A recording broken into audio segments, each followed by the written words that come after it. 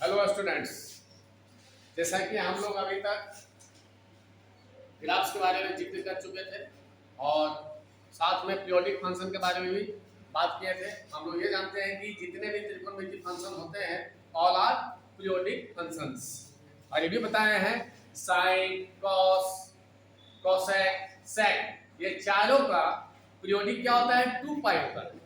क्या होता है? 2 पाई होता है। ये 2 पाई के बाद ये रिपीट होना स्टार्ट हो जाता है। उसके बाद tan और कोट का, tan का होता है पीरियोडिक पाई। क्या होता है? पाई। ये पाई के बाद चेंज होता है, इसलिए इसका फॉर्मूला क्या बनेगा? General formula tan n pi plus minus theta equal to tan theta. उसी तरह cot n pi plus minus theta equal to cot theta. यहां तक हम लोग बना चुके हैं, एक्सरसाइज भी कंप्लीट हो गया है। अब जो अगला टॉपिक है, अब बहुत ही बेहतरीन टॉपिक है और ये सारे फार्मूला 12 में काम आएगा। इस वजह से ध्यान से पढ़ना बहुत ही जरूरी है। ठीक है, टॉपिक हम लिखते हैं trigonometric function. Trigonometric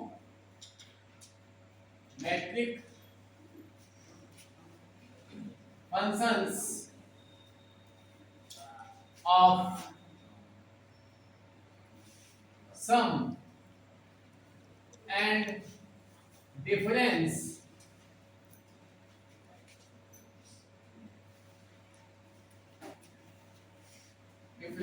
of two angles। ये बहुत ही इंपॉर्टेंट टॉपिक है जो हमेशा ये काम आता है। ये फॉर्मूला बनेगा इससे, और ये फॉर्मूला हमेशा काम आएगा। टॉपिक का नाम क्या है? Trigonometric functions. तो ट्रिगोनोमेट्रिक फंक्शन किसको बोलते हैं? देना सिंपल, देना साइन को बोलते हैं। अब ये क्या बोलता है? Of sum and difference. Sum मतलब जोड़, डिफरेंस का मतलब घटाव। सम टॉपिक क्या है मेरा?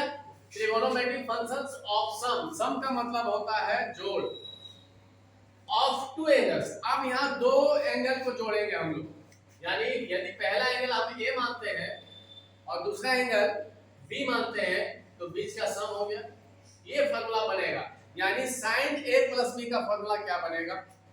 यानी इस तरह करके sin का, cos का, tan का, जहां तक पॉसिबल हो, जहां तक हमको जरूरत पड़ता है। सबका तो नहीं होता है, लेकिन 3-4 ट्रिगोनोमेट्रिक फंक्शन का होता है। यानी sin का a प्लस बी, या दोनों लिखा हुआ देखो, डिफरेंस। यहां दोनों फार्मूला बनेगा, a प्लस बी के लिए भी और sin a माइनस बी के लिए भी। उसी तरह cos a plus minus B के लिए। यही टॉपिक है मेरा। अब इसको टॉपिक से मिला, कितना मजेदार topic. Trigonometric functions of some, सम मतलब जोड़, एंड डिफरेंस मतलब घटाव, ऑफ टू एंगल्स। अब यह दो एंगल का ही प्रयोग किए हम लोग, ए बी, ए और बी। ठीक है, अब इस टॉपिक को पढ़ना है। ऐसे रिलेटेड बहुत सारा फार्मूला बनता है। अब इस टॉपिक को पढ़ने के लिए कुछ कंक्लूजन जानना बहुत जरूरी है। कुछ कंक्लूजन्स जानना बहुत जरूरी है। जो पहला कंक्लूजन हम बता रहे हैं, ये जो सर्कल से रिलेटेड है। पहला कंक्लूजन, एक सर्कल है और इस सर्कल में मानते दो एंगल बनता है। क्या बनता है? दो एंगल।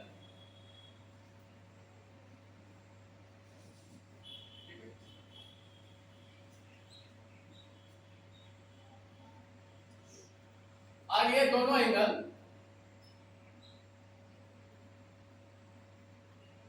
इसको 2 डायमेंशन में यदि एडजस्ट किया जाए,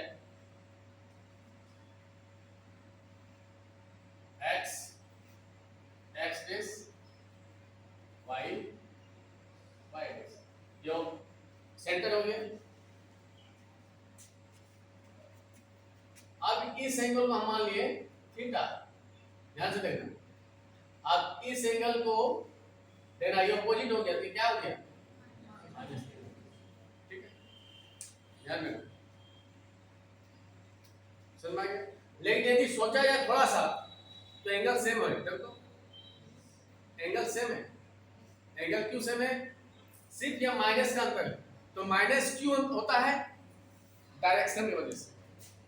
किसकी वजह से? डायरेक्शन की वजह से माइनस यहाँ लग गया, लेकिन एंगल क्या है? सेम है। एंगल क्या है? सेम है। तो जब ऐसा होता है ना, तो दोनों का कॉर्ड लेंथ आपस में बराबर होता है।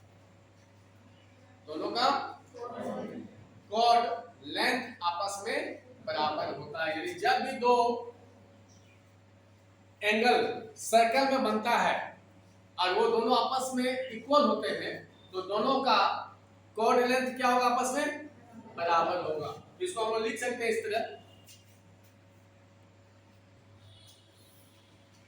हम बोल सकते हैं we know that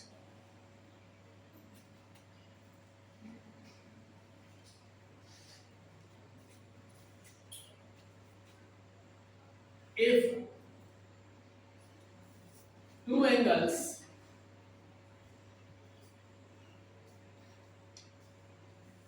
in a given circles are equal,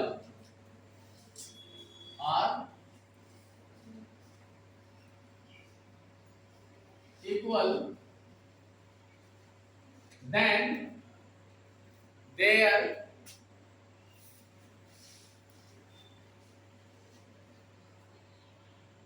chord length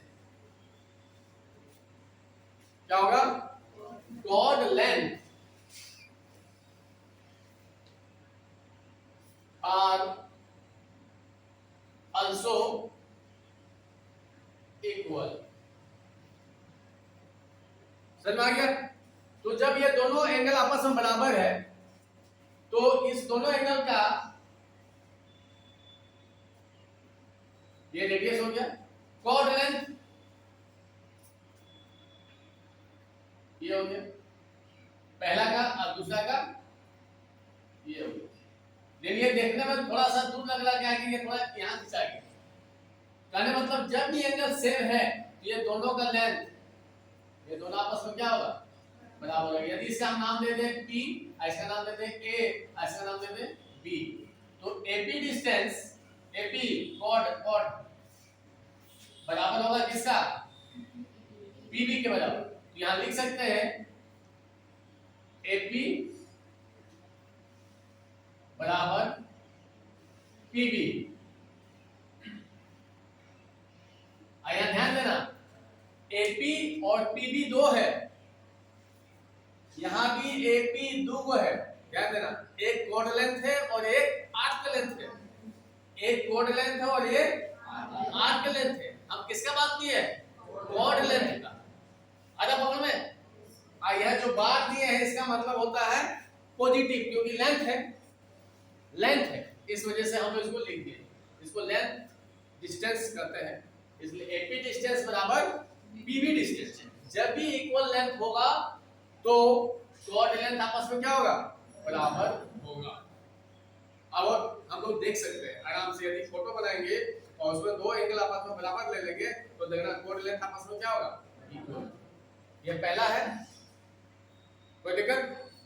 एक अगला टॉपिक, तो ये हम लोग क्या सीखे कि जब भी सर्कल में दो लेंथ आपस में बराबर होता है, सॉरी दो एंगल्स आपस में बराबर होते हैं, तो उनका कॉर्ड लेंथ बराबर होगा। क्लियर? और एक कंक्लूजन है, बहुत ही इंपॉर्टेंट है, कि हम लोग 2 डायमेंशन में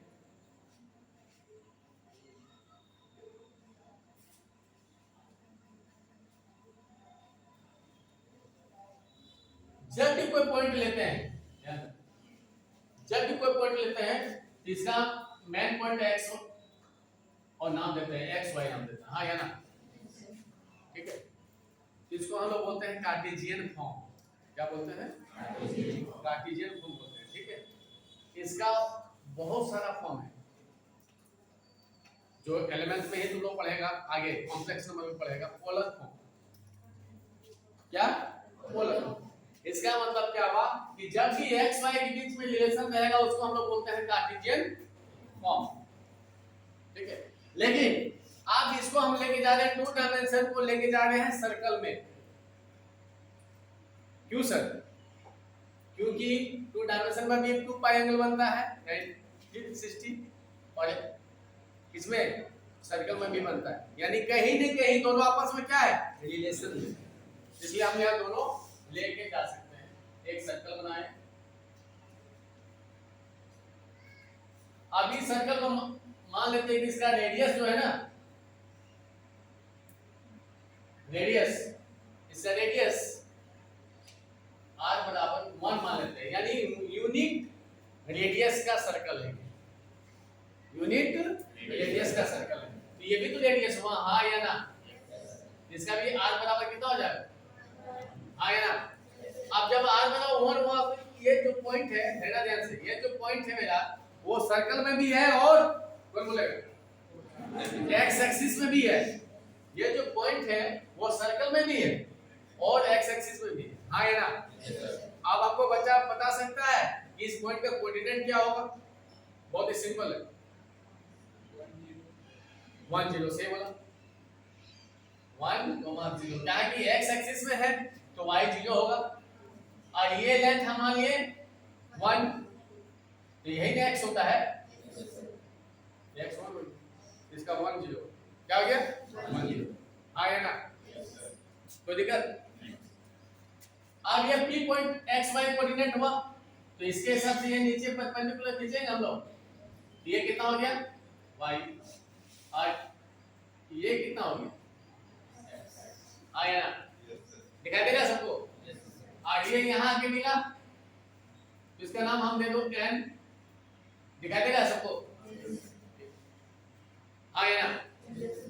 अब देखते हैं, और इस एंगल का नाम दे दो थीटा, अब यहाँ लेके चलो sin थीटा बराबर p by h होता है, p by h,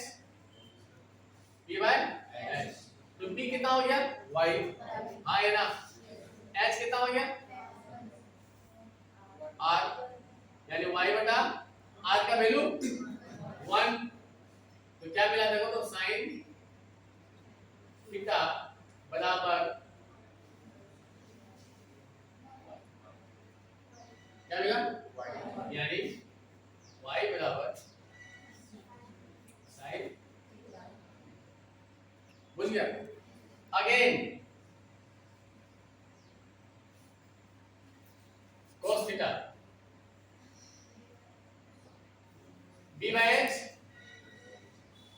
b कितना है x, h और यानी x बटा 1, हाँ या ना? तो एक काम करो, इसको थोड़ा बढ़ा देते हैं तब बहुत अच्छा समझ में आएगा। x बराबर r cos थीटा, यहाँ से इसको एक लाइन छोड़ो, ठीक है? तो x का वैल्यू आया r cos थीटा, उसी तरह यहाँ भी छोड़ो r sin, मैंने इसका भी वैल्यू रख दो, कुछ काम है, हो गया हाँ या ना? यहाँ से क्या निकल गया वो y का वैल्यू r sin, उसी तरह यहाँ x का वैल्यू r cos थीटा, देखो तो x का वैल्यू आ गया और y का वैल्यू आ गया, इसका मतलब यहाँ x और y है, देखो यहाँ से इसको हम ऐसे लिख सकते हैं r cos थीटा r, हाँ या ना? यानी इससे ये पता चल गया कि जब हम x y लिखते हैं तो इसको बोलते हैं कार्टेशियन फॉर्म, और जब इसको इस फॉर्म में लिखते हैं तो इसको कहते हैं पोलर फॉर्म, जो 12 कॉम्प्लेक्स नंबर में पढ़ेंगे। इसका मतलब किसी भी पॉइंट को हम इस फॉर्म में भी लिख सकते हैं और इस फॉर्म में भी लिख सकते हैं। ये फॉर्म डायरेक्ट पॉइंट को डिनोट करेगा, और इस पॉइंट में देखो ध्यान से r क्या हो गया ये रिजल्टेंट और थीटा क्या हो गया एंगल, ये हो गया तुम्हारा पोलर फॉर्म, आगे हो गया यानी किसी भी पॉइंट का दो डिफिनेशन होता है, एक कार्टेशियन फॉर्म और एक पोलर। आगे बगल में इसका बहुत ही इंपॉर्टेंस है, आगे आ गया वैल्यू डाल, r कितना है 1, ये क्या बन गया cos थीटा और हाँ या ना? ये कब होगा? जब रेडियस 1 होगा। जब रेडियस, तो हमेशा यहां से दिमाग में रखना कि जब भी हम लोग पॉइंट लेंगे तो इस फॉर्म में को कहते हैं कार्टेशियन फॉर्म और इस फॉर्म को कहते हैं पोलर फॉर्म। ये फॉर्म कब होगा? जब एंगल बनेगा। क्या बनेगा? एंगल। जब एंगल बना, और इस फॉर्म में एंगल का जरूरत नहीं है। याद रखना, ये दोनों आपस में क्या है? रिलेशन है, जो आगे